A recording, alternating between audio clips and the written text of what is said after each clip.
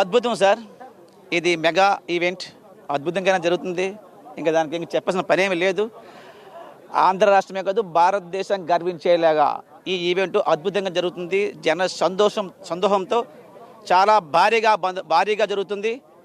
ముఖ్యంగా మన గౌరవనీయులు శ్రీ పవన్ కళ్యాణ్ గారు, ఆంధ్రప్రదేశ్ డిప్యూటీ సీఎం వాళ్ళు వస్తున్నారు. ఆయన వస్తున్నారంటే ఇంకా చూడాల్సిన పనేం లేదు. జన సంతోషం ఇంకా బీభత్సంగా ఉంటుంది.